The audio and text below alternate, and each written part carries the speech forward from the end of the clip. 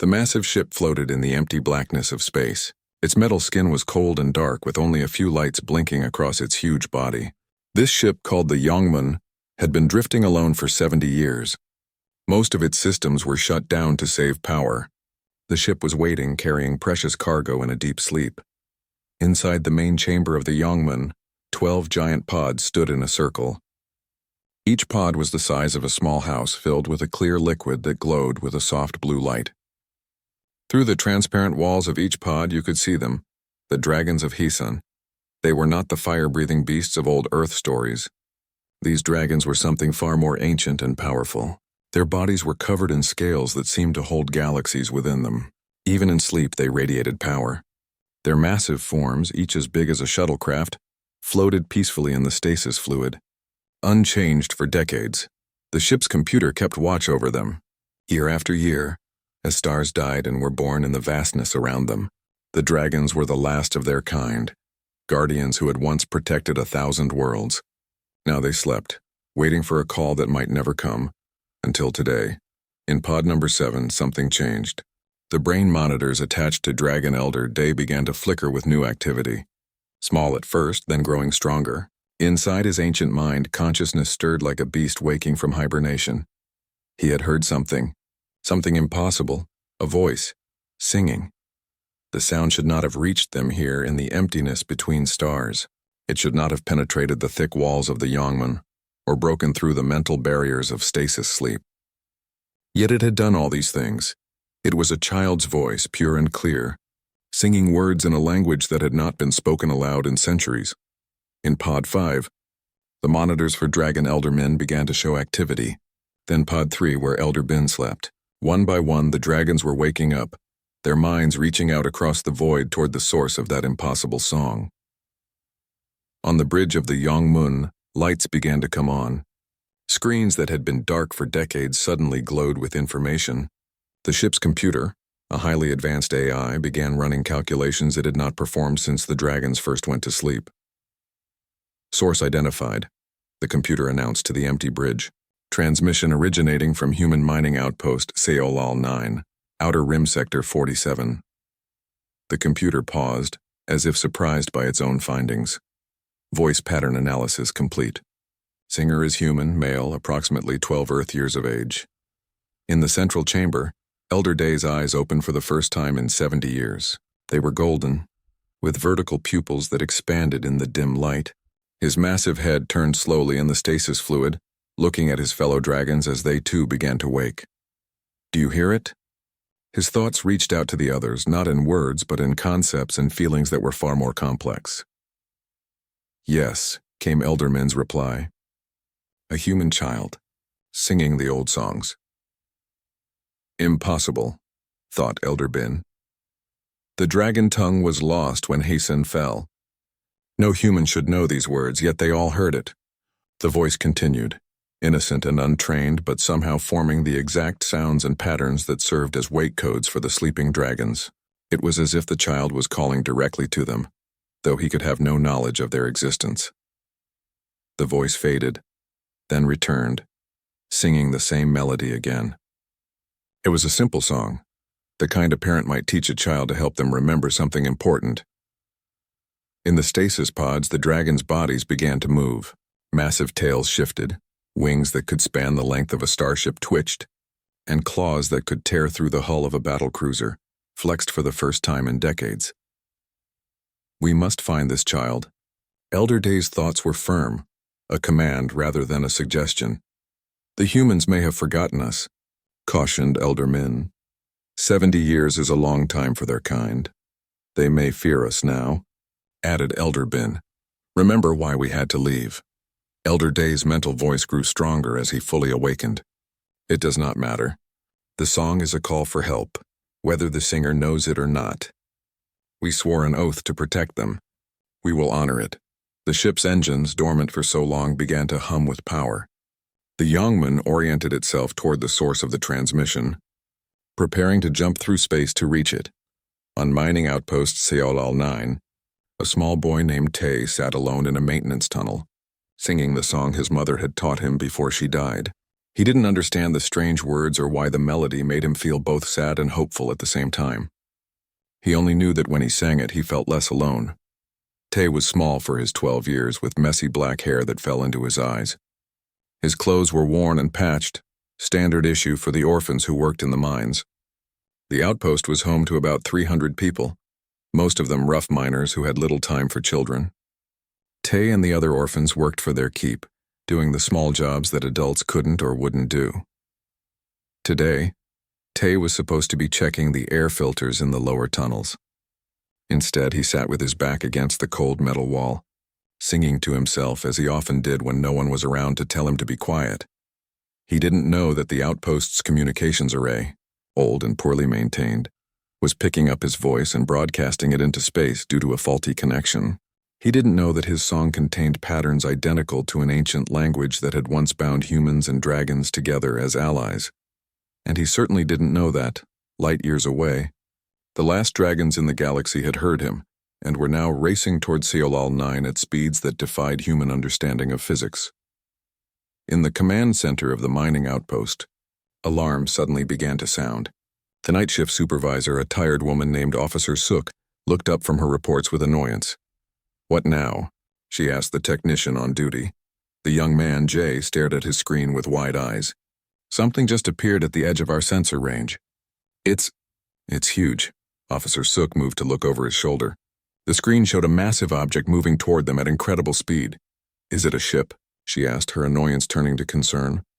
"I think so, but it doesn't match any known design in our database," Jay replied, his fingers flying over the controls.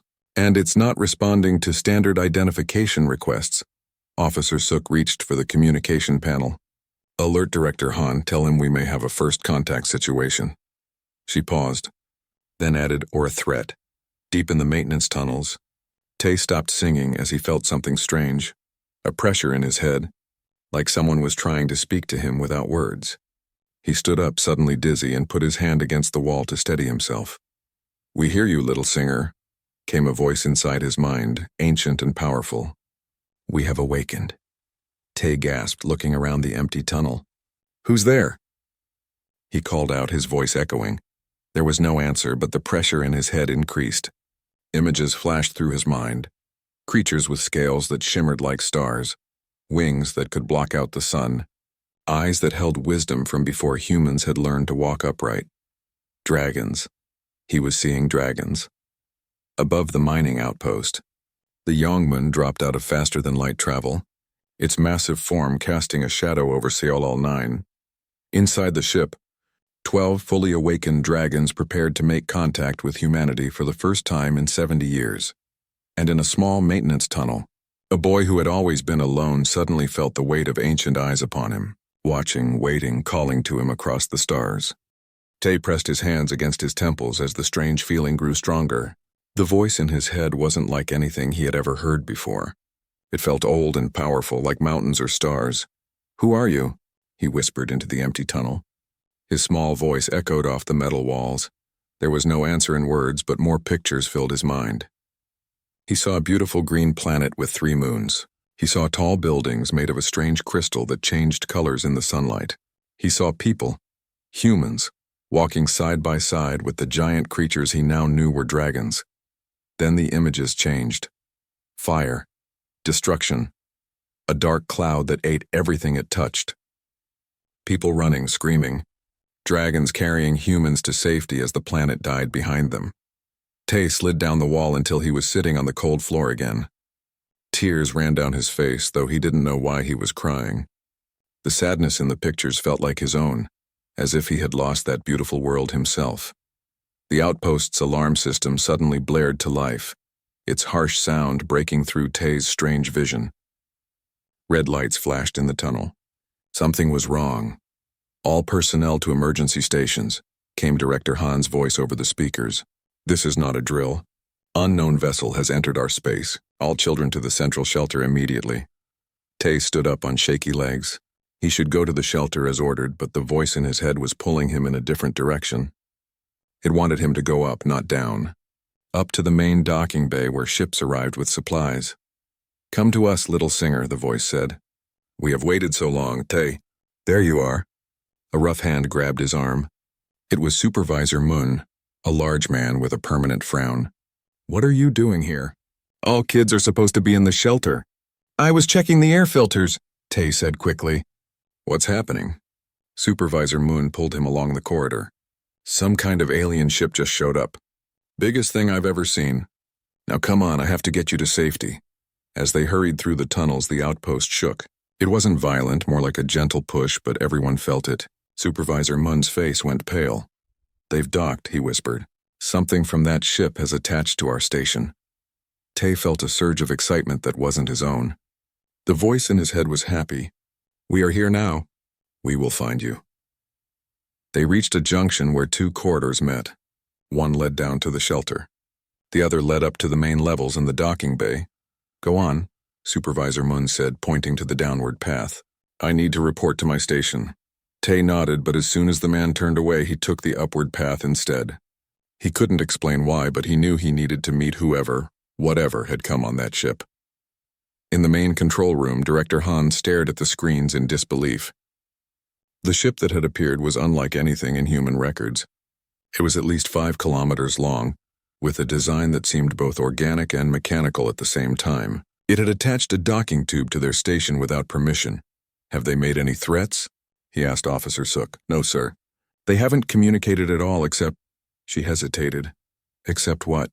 "Well, they sent one message when they first arrived. It just said, 'And we have come for the singer.'" Director Han frowned. "The singer? What does that mean?" Before Officer Sook could answer, the screen showing the docking bay lit up with activity. The airlock connected to the alien ship was opening. "Security team, stand by," Director Han ordered through his communicator. "Do not fire unless fired upon. I repeat, do not fire first." Everyone watched the screens as the airlock door fully opened. They expected to see strange aliens, perhaps monsters. What came through instead surprised them all. It was a human woman. She looked to be about 50 years old, with long silver-streaked black hair tied back from her face. She wore a simple blue robe that seemed to shimmer slightly when she moved. Behind her came 2 more humans, a tall man with white hair and golden eyes and a younger woman with dark skin and a serious expression. "They're human?" Officer Sook whispered in confusion. Director Han shook his head. "I don't think so. At least not entirely." On the screen, the security team surrounded the 3 visitors, weapons raised. "Identify yourselves," the security chief demanded. The silver-haired woman smiled. When she spoke, her voice was calm and musical. "I am Sun, speaker for the Dragon Elders. We have come for the one who called to us." Meanwhile, Tay had reached the upper levels of the station. He moved carefully, hiding whenever he saw adults. Everyone was rushing around, too busy to notice one small boy where he shouldn't be.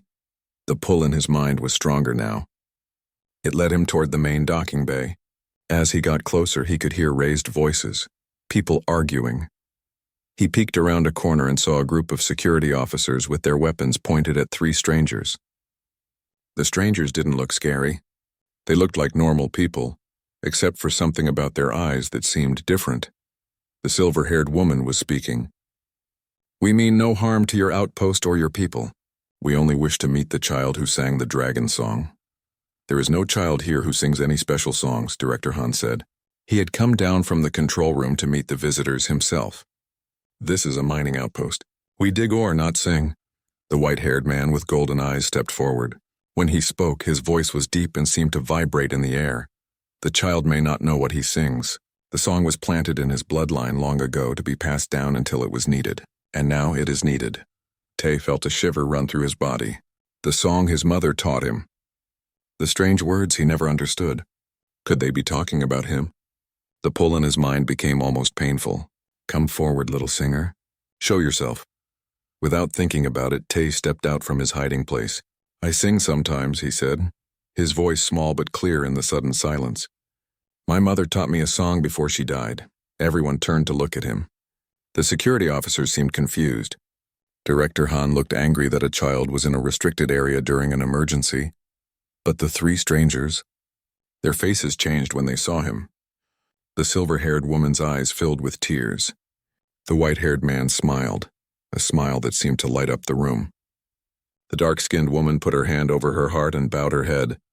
"It is him," the silver-haired woman whispered. "After all this time." She walked toward Tay, ignoring the security officers who tried to stop her. She knelt down in front of him so they were at the same height. "Hello, Tay," she said gently. Tay's eyes widened. "How do you know my name?" "The dragons told me. They heard you singing." "Dragons?" Tay asked, though part of him already knew the answer. The creatures in his vision, the voice in his head, they were dragons. The woman nodded. "Yes, the last dragons of Hasten. They have been sleeping for a very long time, waiting for someone like you to wake them up." Director Han pushed forward. "What is going on here? Who are you people, really? And what do you want with this boy?" The white-haired man joined them, his golden eyes never leaving Tay's face. "We are the Dragon Bonded, humans who serve as the voice and hands of the dragons. And this child..." He placed a gentle hand on Tay's shoulder. "This child carries the blood of the Guardian line." "I don't understand," Tay said, looking up at the strange man. "My parents were just miners. They died in a tunnel collapse when I was little." The man's eyes softened with sadness. "No, child. Your parents were much more than miners. They were hiding here, protecting you until you were old enough to sing the awakening song. But why? Why me?" The silver-haired woman's son took Tay's small hand in hers. "Because a great darkness is coming, Tay. The same darkness that destroyed the dragon's homeworld long ago. Your ancestors promised to watch for its return and to wake the dragons when it was time. And now it is time," the white-haired man said. "The void has returned and only the dragons can stop it. But they need you, Tay. They need the last guardian." Tay looked from one strange face to another, then at the angry and confused humans of the mining outpost. His whole world was changing in ways he couldn't understand. "Will you come with us?" Sun asked gently. "Will you meet the dragons who have waited so long to find you?" Before Tay could answer, a new voice filled the room and everyone's minds. "Let the child choose his own path," said the voice, ancient and powerful. "We have waited 70 years. We can wait a little longer." Everyone except the three strangers looked around in confusion, trying to find the source of the voice. "What was that?" Director Han demanded. The white-haired man smiled. "That was Elder Day, the oldest of the dragons. He speaks directly to your minds." Tay closed his eyes. In his mind, he saw a massive dragon with scales the color of midnight. Its eyes were kind and very, very old. "Hello, little singer," the dragon said to him alone. "We have much to talk about, you and I." The docking bay fell silent after the dragon's voice faded from everyone's minds. The security officers looked at each other with wide eyes. Director Han's face had gone pale. No one had ever experienced anything like this before. Tay stood very still, his eyes closed, as if he was listening to something no one else could hear. When he opened his eyes again, there was a new look on his face, a mix of wonder and determination. "I want to meet them," he said simply. "The dragons," Director Han stepped forward. "Now wait just a minute. This boy is under the protection of this outpost. You can't just take him." Sun turned to face the director. "We would never take him against his will. But you must understand what is happening here. This is bigger than your mining outpost. It affects all of humanity." "Then explain it," Director Han demanded. "In a way that makes sense." The white-haired man with golden eyes nodded. "My name is Yun. I was once human like you. But I have been bonded to Dragon Elder Bin for over 100 years. Murmurs spread through the gathered crowd. 100 years? The man didn't look that old. "The dragons extend our lives," Hyun explained, seeing their confusion. "We serve as their hands and voices among humans." "And what exactly are these dragons?" Director Han asked. "Some kind of alien species. They are the oldest intelligent beings in this part of the galaxy," Sun said. "They watched humanity take its first steps into space. They helped us when we needed it most. Then where have they been for the past 70 years? Officer Sook asked. "Why haven't we heard of them?" The dark-skinned woman spoke for the first time. Her voice was deep and musical. "They have been sleeping, waiting. After the war with the Void, they needed to recover their strength." "The Void?" Director Han frowned. "What is that?" "A darkness between stars," Hyun said gravely. "A hunger that consumes worlds. It destroyed the dragon's home planet of Hasten long ago. The dragons saved as many humans as they could before fleeing." Tay listened to all this with growing excitement. The images he had seen in his mind, the beautiful planet, the destruction, it was all real. Not just dreams or imagination. "And what does this have to do with Tay?" Director Han asked, still suspicious. Sun placed her hand gently on Tay's shoulder. Before the dragons went to sleep, they made an agreement with certain human families. These families would watch for signs of the void's return. If they saw those signs, they would wake the dragons using a special song passed down through generations. My song, Tay whispered. The one my mother taught me. Yes, Sun smiled at him. Your family has carried this responsibility for 70 years, passing the song from parent to child. Director Han shook his head. This is hard to believe. Do you have any proof? We can show you, Yun said. He looked up at the ceiling. Elder Bin, would you show yourself to these people? The air in the center of the docking bay began to shimmer, like heat rising from hot metal. Slowly, a form took shape, not physical, but a projection so real it seemed solid. A massive dragon appeared, floating above the floor. Its scales were deep green with gold edges. Its wings were folded against its body, but even so it barely fit in the large space. Its head was elegant and fierce, with horns that curved backward from its skull. Its eyes were golden, just like Hyun's. Everyone except the 3 visitors stepped back in fear. Some of the security officers raised their weapons again, though they must have known they would be useless against such a creature. Lower your weapons. The dragon's voice echoed in all their minds. If I wished you harm, you would already be gone. The dragon turned its massive head to look directly at Tay. The boy stood his ground, staring up at the magnificent creature with awe rather than fear. Hello, young guardian, the dragon said. I am Elder Bin. I knew your ancestors when they still walked on Hasten. My ancestors? Tay asked, his voice steady despite his racing heart. They lived on your world? Yes. Your bloodline was among the most respected of all humans. Your ancestor Jin was the one who helped us escape when the void came. He stayed behind to warn others, but made us promise to find his descendants if we ever returned. Tay felt tears in his eyes, though he wasn't sure why. My mother never told me any of this. She just taught me the song. Sun squeezed his shoulder gently. She may not have known the whole story herself. The knowledge was hidden in the song to keep it safe. Each generation only knew what they needed to know. Director Han had been watching all this with growing concern. If what you're saying is true, if this void thing is coming back, what does that mean for us? For Earth? The dragon's projection turned to face him. It means extinction unless we stop it. The void consumes all life it touches. It has already taken 3 star systems at the edge of human space. A cold silence fell over the docking bay. 3 star systems? That would mean thousands, maybe millions of people were already gone. Why haven't we heard about this? Officer Suk asked. Surely Earth would have sent warnings. The void doesn't leave survivors to warn others, Hyun said quietly. And it moves faster than light. By the time you detect it, it's already too late. Then how do you know it's coming? Director Han demanded. We have ways of sensing it, the dragon answered. Ways beyond human technology. That is why the Guardian bloodline was so important. They carry a small piece of dragon awareness in their DNA. Tay looked up at Sun with wide eyes. Is that why I can hear them in my head? Because of my DNA? She nodded. Yes, you are special, Tay. More special than you know. The boy thought about this for a moment. All his life, he had been just another orphan on a mining outpost. No one special. No one important. Now these strangers were telling him he had some great purpose. What do you want me to do? He asked finally. The dragon's projection lowered its head until it was level with Tay's. Its golden eyes seemed to look straight into his soul.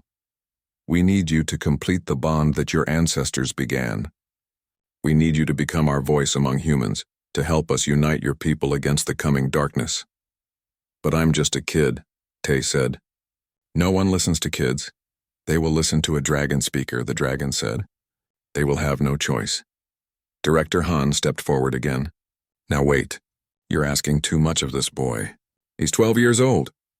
The director is right, Sun said, surprising everyone. Tay needs time to understand what we're asking, and he needs to make his own choice. The dragon seemed to nod its massive head. Of course. We have waited decades. We can wait a little longer. Hyun turned to Director Han. We request permission to stay on your outpost for a few days, to give Tay time to learn about us and to decide what he wants to do. Director Han looked uncertain. I should contact Earth about this. Get instructions. There isn't time, the dark-skinned woman said. The void moves quickly, and there are those who would use the dragons for their own purposes. People who would take Tai by force if they knew what he was. Tai felt a chill at her words. Who would want to take me? There are always those who seek power, Sun said sadly. The bond between dragons and humans offers great power. Some would use it for control rather than protection. Director Han ran a hand through his hair, clearly stressed by the situation. I need to think about this, and I need to talk to Tai alone without all of you influencing him. That is fair, the dragon said. Its projection began to fade. We will wait on our ship. But remember, Director, the boy's safety is our highest concern. We have searched for him for a very long time. As the dragon disappeared completely, Tai felt a strange emptiness in his mind. He had gotten used to the presence there, the ancient voice that somehow felt familiar. Come with me, Tai, Director Han said, holding out his hand. Let's talk in my office. Tai looked at Sun Hyun and the dark-skinned woman. Will you still be here when I come back? We will, Sun promised. We won't leave without saying goodbye. Tai nodded and took Director Han's hand. As they walked away from the docking bay, he could feel the eyes of the dragon-bonded humans following him. And beyond them, he sensed the dragons themselves, watching through their human partners, waiting for his decision. For the first time in his life, what Tai wanted actually mattered to someone. It was a strange feeling, scary but also wonderful. Director Han's office was small but neat. It had a desk, 2 chairs, and a window that looked out into space. Tai had never been in here before. Orphans didn't usually get invited to the director's office unless they were in trouble. Sit down, Tai, Director Han said, pointing to one of the chairs. He sat in the other one instead of behind his desk. He wanted this to feel like a friendly talk, not like Tai was in trouble. Tai sat down, his feet barely touching the floor. He looked small in the big chair. Are you okay? Director Han asked. This must be very strange for you, Tai nodded. It is strange. But also, he searched for the right word. Also exciting. Director Han studied the boy's face. Tai didn't look scared. He looked alive in a way the director had never seen before. Tell me about your parents, Director Han said. What do you remember about them? Tai looked down at his hands. Not much. I was only 4 when they died. My mother had long black hair. She used to sing to me every night. My father was quiet, but he told good stories. Did they ever talk about dragons? Or about being special in some way? Tai shook his head. No, they were just minors like everyone else here. He paused, thinking. But sometimes my mother would look up at the stars with a sad face. When I asked her why she was sad, she said she was waiting for old friends to return. Director Han nodded slowly. And this song she taught you, the one that apparently woke up these dragons, when did you start singing it? She taught it to me right before the accident, Tai said. She made me promise to sing it every day, even if I didn't understand the words. She said it was very important. And you've kept that promise all these years? Tai nodded. Yes, I sing it when I'm alone. The other kids used to make fun of me for it, so I stopped singing around people. Director Han sighed and rubbed his face. He looked tired and worried. Tai, I need to be honest with you. I don't know if these people are telling the truth. This could all be some trick. They might want to use you for something bad. Tai frowned. But I saw the dragon. We all did. We saw something, Director Han agreed. But it could have been a hologram or some other technology we don't understand. It wasn't fake, Tai said firmly. I felt him in my mind. I still feel them even now. They're waiting for me. Director Han looked surprised. You can still feel them? Even from here? Tai nodded. It's like music playing very quietly in another room. I can't hear the words, but I know it's there. The director stood up and walked to the window. He looked out at the stars for a long moment. I've worked in space for 30 years, he said finally. I've never heard of dragons or this void they talked about. But space is big. There's a lot we don't know. He turned back to Tai. If what they say is true, if this void is real and it's coming, then a lot of people are in danger. Maybe everyone. That's why I have to go with them, Tai said simply. I have to help. Director Han shook his head. You're 12 years old, Tai. You're a child. It's not your job to save everyone. But what if I'm the only one who can help? Tai asked. What if that's why my mother taught me the song? Before Director Han could answer, there was a knock at the door. Officer Suk entered without waiting for permission. Sir, you need to see this, she said, her face serious. She handed him a datapad. Director Han looked at the screen and his face went pale. When did this come in? Just now. It's on all emergency channels. Tay stood up. What is it? What's wrong? Director Han and Officer Suk exchanged a look. Then the director turned the datapad so Tay could see the screen. It showed a star map of nearby systems. One section of the map was marked with a red warning symbol. The message below it was simple and terrifying. Emergency alert. All ships avoid Sector 12. Complete communications blackout. Possible hostile activity. Sector 12, Tay read. Where is that? It's the next sector over from us, Officer Suk said quietly. Only 2 light years away. Director Han put the datapad down on his desk. We need to talk to our visitors again. If this is the void they were talking about, we need to know more. They left the office and hurried back to the docking bay. The 3 dragon-bonded humans were still there, talking quietly among themselves. They looked up as Director Han, Officer Suk, and Tay approached. Something's happened, Sun said immediately, seeing their faces. Director Han showed them the datapad. Is this your void? The 3 visitors looked at the screen. Their faces grew serious. Yes, Yun said. It has reached this region faster than we expected. How long do we have? Director Han asked. The dark-skinned woman shook her head. Days, maybe. It depends on which direction it moves next. We need to evacuate the outpost, Officer Suk said to Director Han. Get everyone to Earth or the inner colonies. There isn't time, Sun said gently. The void moves faster than your ships, and even if you reached Earth it would follow. No place is safe unless we stop it. And how exactly do you plan to stop something that can destroy entire star systems? Director Han demanded. Instead of answering, Sun turned to Tay. It's time for you to meet the dragons properly. Not just as projections, but face to face. Will you come with us to our ship? Tay looked at Director Han, silently asking permission. The director hesitated, then nodded. I'm coming with you. So am I, Officer Suk added. Very well, Sun agreed. But only the 2 of you.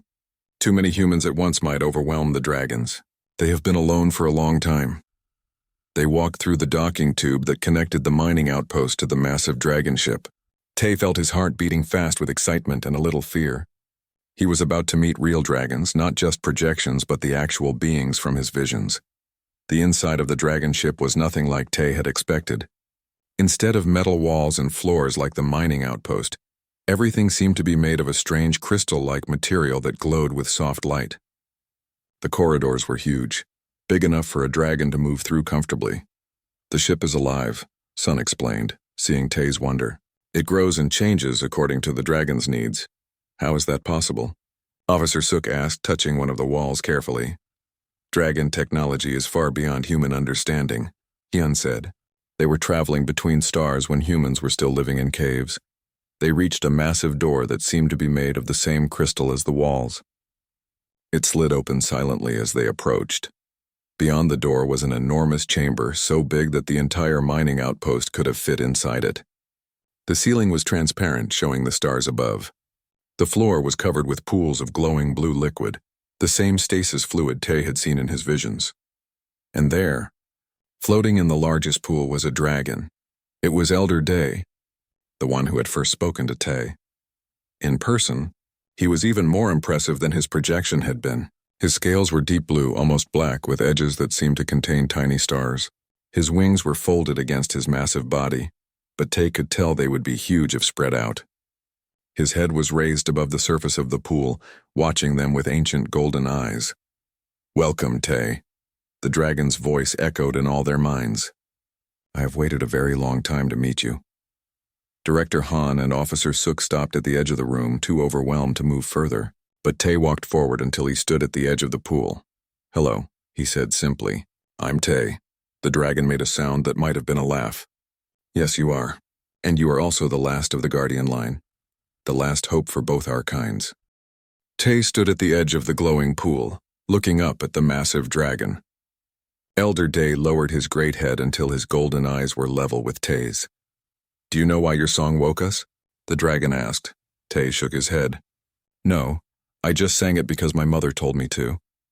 The song contains codes, patterns of sound that reach into our sleeping minds. But only someone with guardian blood can sing it correctly. Only your voice could wake us. What happens now? Tay asked. How do we stop the void? The dragon's eyes seemed to glow brighter. First, you must understand what the void truly is. It is not just a force of destruction. It is alive in its way. It thinks. It hunts. Images filled Tay's mind. A darkness moving between stars, swallowing planets, leaving nothing behind. Not even light could escape it. Long ago, the dragons fought the void and drove it away from this part of the galaxy. But we paid a heavy price. Many of us died. Those who survived were weakened. We needed to sleep to heal. But we knew the void would return someday. And now it has, Director Han said, finding his courage and stepping forward to join Tay. How do we fight something like that? The dragon turned his gaze to the director. Alone you cannot. Even the dragons cannot. But together. Elder Day raised his head and made a sound, a deep musical call that echoed through the chamber. In response, the other pools began to glow brighter. One by one, 11 more dragons rose from their stasis pools. Each was different in color and size, but all had the same ancient wisdom in their eyes. Tay felt his breath catch in his throat. 12 dragons, the last of their kind, all looking at him. He should have been terrified, but instead he felt strangely calm, as if he had been waiting for this moment his whole life. The void feeds on fear and division, Elder Day continued. It separates its prey, makes them fight each other instead of the true enemy. That is how it has always won. And how do we stop it? Officer Sook asked, her voice steady despite her obvious awe. With unity, answered another dragon, this one with scales the color of sunset. Dragons and humans together as we were meant to be. Elder Day looked at Tay again. That is why we need you, young guardian. You must be our voice among humans. You must help us unite your people against the void. But how? Tay asked. I'm just a boy. No one will listen to me. They will listen to a dragon speaker, Elder Day said, if you accept the bond. Sun stepped forward and placed a gentle hand on Tay's shoulder. The bond is sacred, Tay. It connects a human and a dragon in ways that go beyond words. You will share thoughts, feelings, even memories. You will never be alone again. But it must be your choice, Yun added. No one can force this on you. Tay looked at Director Han, who had been quiet for some time. What do you think I should do? The director sighed heavily. I don't know, Tay, this is bigger than anything I've ever dealt with. But I do know that if this void is real, and after seeing these dragons I believe it is, then we need all the help we can get. Tay nodded and turned back to Elder Day. What do I need to do? Come closer, the dragon said. Tay stepped to the very edge of the pool. The glowing blue liquid lapped gently at his feet. The bond begins with a name, Elder Day explained. My true name, which I will share only with you. The dragon lowered his head until his snout almost touched Tay's forehead.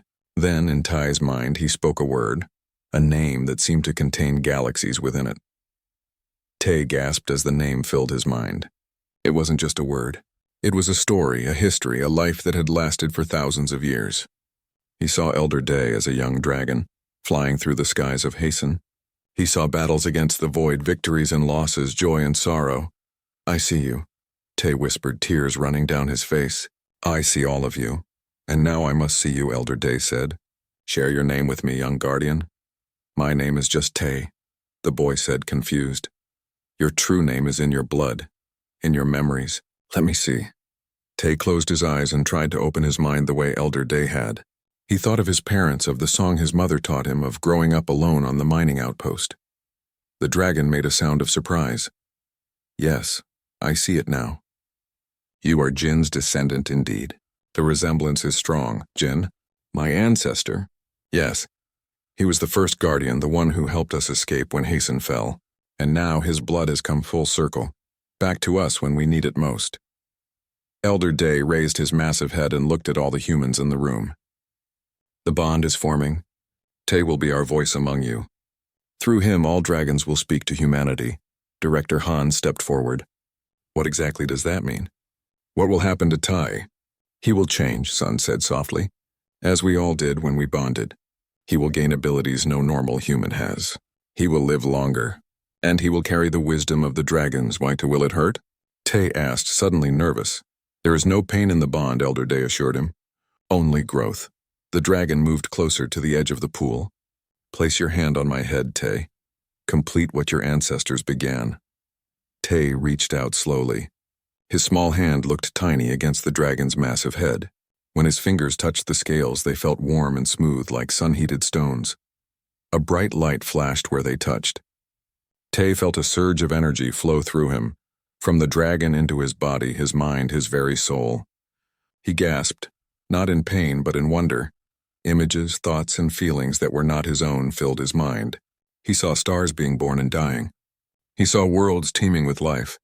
He saw the void consuming everything in its path. And he saw how to stop it. When the light faded, Tay stood straighter. His eyes, once dark brown, now had flecks of gold in them, the same gold as Elder Day's eyes. "I understand now," he said, and his voice seemed older, wiser. "I know what we need to do."